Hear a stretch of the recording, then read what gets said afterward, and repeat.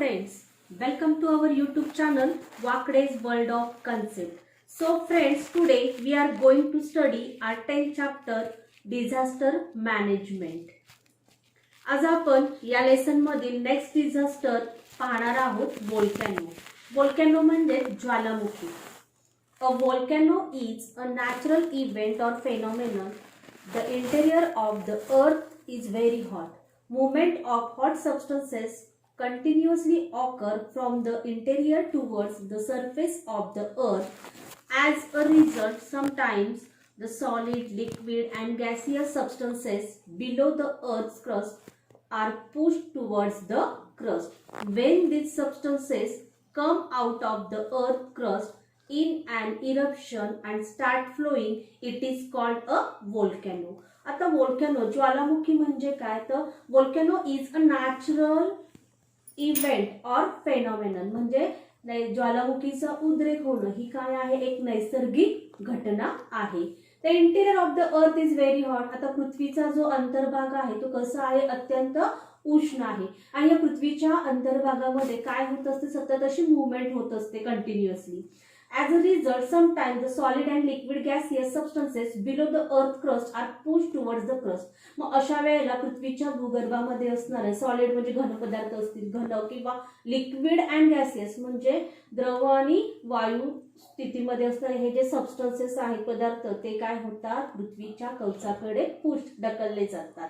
When these substances come out of the earth's crust in an eruption and start flowing, it is called a volcano.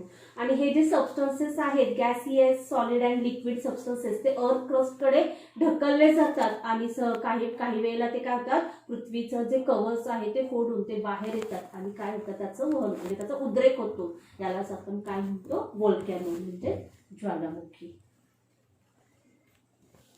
What are the effects of volcano? आता या ज्वालामुखी उद्रेकाचे काय परिणाम होतात ते आपण पाहणार आहोत. The chemical substances such as lava, vapor, hot mud, sulfur, etc. get collected on the surface of the earth and thereby mountains and hills are created. आता हे केमिकल सबस्टन्स म्हणजे ज्या वेळेला ज्वालामुखीचा उद्रेक होतो त्यावेळेला काही केमिकल सबस्टन्सेस म्हणजे लावा, वेपर म्हणजे बाष्प, हॉट मड किंवा उष्ण चिखल असेल, सल्फर म्हणजे गंधक यांसारखे पदार्थ बाहेर टाकले जातात पृथ्वीच्या पृष्ठभागावर आणि त्यांच्यापासून ते तिथे साचून त्याच्यापासून काय तयार होतात, डोंगर आणि टेकड्यांची निर्मिती होते. Second, the atmosphere get polluted due to the ash and gaseous ejected by the volcano. आता या व्होल्कॅनो इरप्शन नंतर व्होल्कॅनोमुळे काय होतं, मोठ्या प्रमाणामध्ये ॲश म्हणजे राख आणि गॅसेस बाहेर टाकले जातात. ह्या वायूमुळे काय होतं, ॲटमॉस्फिअर पोल्युटेड म्हणजे तिथे प्रदूषण घडून येतं. Third, often it rains as a result of volcanic eruption. आणि ह्या व्होल्कॅनो इरप्शनमुळे ज्वालामुखीच्या उद्रेकामुळे बऱ्याच वेळेला काय पडतो, पाऊसही पडतो. Temperature rises due to hot gases. आणि या उष्ण वायूंमुळे टेम्परेचर म्हणजे तापमानाची काय होते, वाढ होते.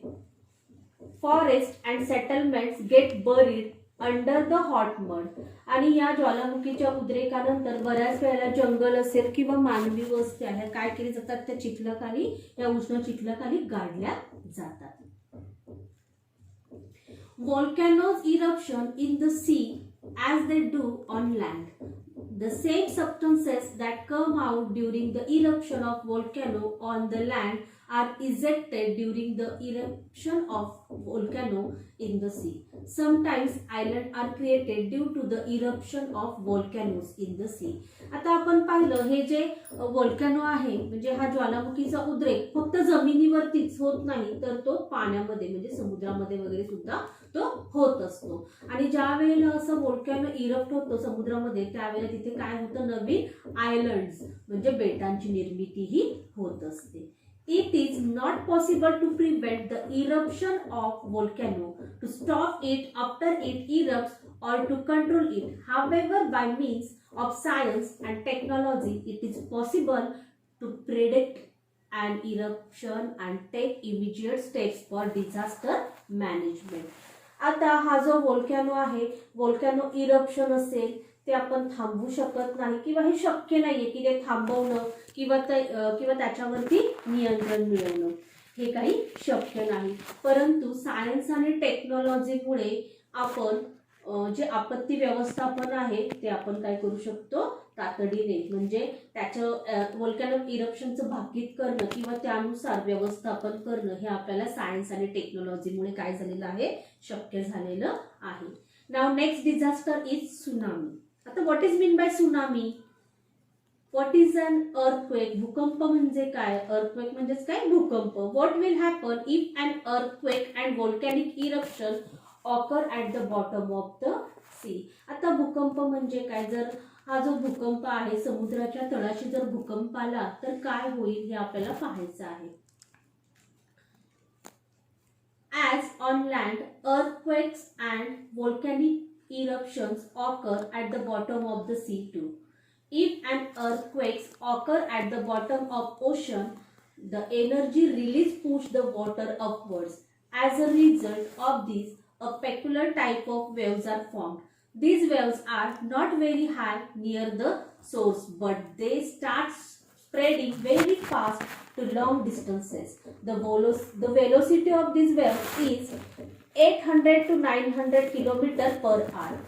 When they reach a coastal area, their velocity is reduced, but their height is found to have increased tremendously, even to about 30 meter. आता ज्याप्रमाणे भूकंप हा जमिनीवर होतो तसाच तो किंवा व्होल्कॅनो इरप्शन सुद्धा आपण पाहिलेलं आहे. पण अशाच प्रकारचे व्होल्कॅनो इरप्शन, ज्वालामुखीचे उद्रेक असतील किंवा भूकंप हे समुद्राच्या तळाशी सुद्धा होतात. आणि अशा वेळेला जेव्हा ओशन महासागरामध्ये जेव्हा समुद्राच्या तळाशी असे जेव्हा हे होतात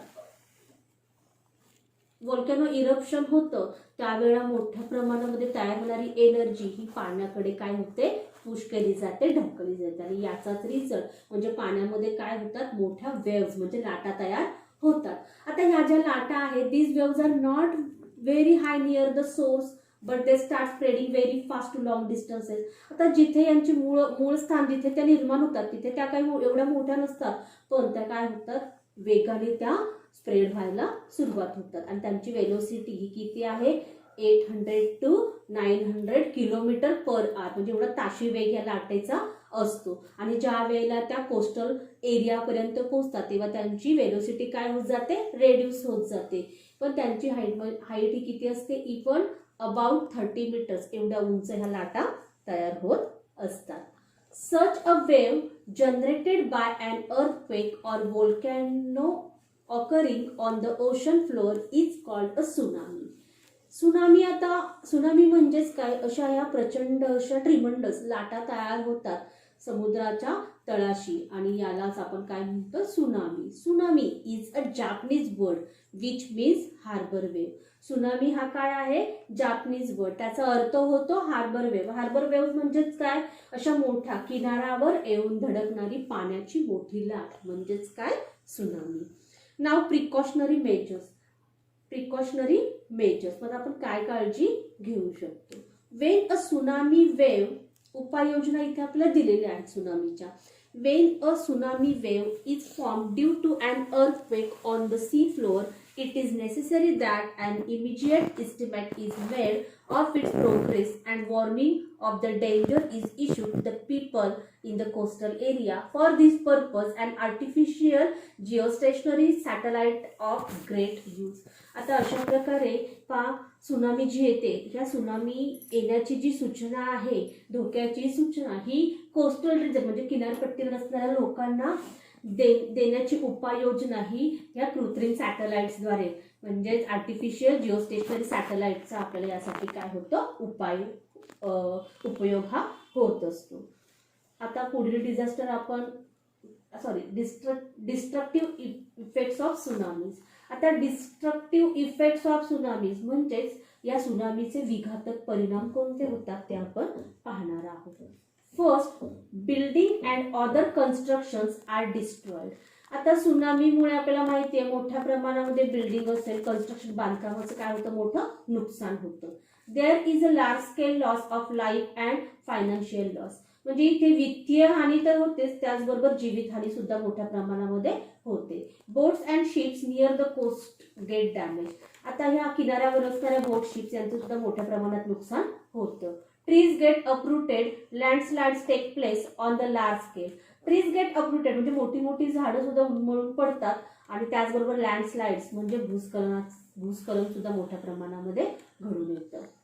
fifth, changes takes place in the original land near the coast giving rise to swamps म्हणजे बऱ्याच प्रमाणामध्ये जमीन सुद्धा भूस्खलन झाल्यामुळे ती काय होते, वाहून जाते. सिक्स, ट्रॅफिक ऑब्स्ट्रक्शन्स अराईज आणि मोठ्या प्रमाणामध्ये आपण माहिती आहे ट्रॅफिक ज्या गाड्या वगैरे आहेत त्यांचं सुद्धा मोठ्या प्रमाणे काय होतं, नुकसान होतं. The business industry related to sea are adversely affected and normal day to day life is disrupted. म्हणजेच अशा प्रकारे समुद्राशी रिलेटेड जे व्यवसाय आहेत त्यांचं सुद्धा मोठ्या प्रमाणावर नुकसान होतं, त्यांच्यावर सुद्धा या सुनामीचा परिणाम घडून येतो आणि त्यामुळे जनजीवन सुद्धा काय होतं, विस्कळीत होतं. Now let's recall. आपण आता large scale damage is cause by harbours आणि ह्या ज्या सुनामीमुळे तयार होणाऱ्या ज्या मोठ्या प्रमाणाच्या लाटा तयार होतात त्यांच्यामुळे सुद्धा मोठ्या प्रमाणात नुकसान हे घडून येतं. Now our next disaster is storm. Storm म्हणजेच काय, वादळ. What gives rise to a storm, ही वादळ कशी निर्माण होतात. व्हॉट आर देअर इफेक्ट्स, त्यांचे काय परिणाम होतात ते आपण पाहणार आहोत. We have already learn about the formation of storms and their effects. आता आपण हे जे वादळं कशी निर्माण होतात त्याचे काय परिणाम आहेत हे आपण लास्ट इयर शिकलेलो आहोत. Suppose you are caught in storm, what will you do to keep yourself safe. जर तुम्ही एखाद्या वादळामध्ये सापडला तर तुम्ही स्वतःला सुरक्षित ठेवण्यासाठी काय कराल ते आपण पाहणार आहोत. ऑलवेज रिमेंबर, नेहमी लक्षात ठेवा. First, regularly cut down trees or branches that are likely to fall and cause damages. आता घरांच्या जवळ असणारी किंवा इमारतींच्या जवळ असणारी मोठी झाडं आहेत की त्यांच्या फांद्यांमुळे किंवा त्या झाडांमुळे जर बिल्डिंगला धोका असेल तर अशा झाडांच्या फांद्या वेळोवेळी छाटल्या पाहिजेत. Second, if you are outside take shelter in a safe place. वादळामध्ये जर तुम्ही घराबाहेर असाल तर सुरक्षित निवारा तुम्ही शोधा. If you are away from home, inform your close relatives and friends about your exact location. जेव्हा वादळाच्या वेळेस तुम्ही घरापासून दूर असाल तर तुमच्या नातेवाईकांना किंवा तुमच्या मित्रांना तुमचं एक्झॅक्ट लोकेशन ठिकाण कळवा. At home, shut the walls of gas and regulators and turn off the electric supply. आता मोठं वादळाची परिस्थिती निर्माण झाली असेल तेव्हा घरामध्ये असणारा रेग्युलेटर तुम्ही ऑफ करा. त्याचबरोबर इलेक्ट्रिक सप्लाय असेल तो सुद्धा तुम्ही काय केला पाहिजे, वीज पुरवठा खंडित केला पाहिजे. नाव fifth, make telephone calls to warn your relatives and friends about the probable danger, tell them to go to a safe place. अशा प्रकारचं वादळ जर आलं तर तुम्ही तुमच्या रिलेटिव्सला किंवा तुमच्या फ्रेंड्सला त्याची सूचना द्या, त्यांनाही त्यांच्या सुरक्षित ठिकाणी त्यांना जायला सांगा. Give temporary shelter to people who are far away from their homes. जर एखादा व्यक्ती अशा संकटामध्ये त्याच्या घरापासून खूप दूर असेल तर त्याला तुम्ही काय करा, तात्पुरता निवारा तुमच्याकडे द्या. National institutions. United Nations established a standing international organization UNDP in 1965. About 177 nations from all over the world are members of the UNDP. पण ही जी युनायटेड नेशन्स एस्टॅब्लिश त्यांनी एक ऑर्गनायझेशन एस्टॅब्लिश केलेलं आहे. या संस्थेमध्ये total 177 nations from all over the world are members. म्हणजे या संस्थेमध्ये 177 एवढ्या कंट्रीज आहेत, या कंट्रीजचे मेंबर्स इथे काय आहेत, काम करतात. One of the main function of this organization is to send equipment, financial aid and also volunteers to the place of the disaster. In addition, international medical teams and groups of other experts are also sent. आता ही जे organisation आहे UNDP, हिचं main function काय आहे तर ज्या ठिकाणी असं डिझास्टर आलेलं असतं अशा ठिकाणी इक्विपमेंट म्हणजे लागणारी साधन सामुग्री पाठवणं, फायनान्शियल एड असेल, आर्थिक मदत असेल किंवा ऑल्सो व्हॉलंटियर स्वयंसेवक असतील त्या ठिकाणी डिझास्टर जिथे घडलेलं आहे म्हणजे आपत्तीच्या ठिकाणी त्यांना पाठवणं. त्याचबरोबर in addition international medical teams म्हणजे वेगवेगळी वैद्यकीय जी सेवा आहे ती तिथे पुरवणं किंवा ऑल एक्सपर्ट्स जे आहेत तिथे पाठवणं. अशा प्रकारचं काम ही नॅशनल इन्स्टिट्यूट UNDP ही करत आहे. तिचं एस्टॅब्लिशमेंट म्हणजे ही ऑर्गनायझेशन कधी स्थापन झालेली आहे 1965 मध्ये. नाव 13 October international day for disaster reduction. आता हे जे आपत्ती हे कमी करण्यासाठी 13 ऑक्टोबर हा international day for disaster reduction म्हणून सेलिब्रेट केला जातो. सो फ्रेंड्स, जर तुम्हाला आजचा व्हिडिओ कसा वाटला ते तुम्ही कमेंट बॉक्समध्ये कळवा. Thanks for watching this video. जर तुम्हाला हा व्हिडिओ आवडला असेल तर लाईक करा, तुमच्या मित्रमैत्रिणींना शेअर करा आणि अजूनही जर चॅनलला सबस्क्राईब केलं नसेल तर सबस्क्राईब करा. Subscribe to our YouTube channel Wakade's world of concept. Thank you.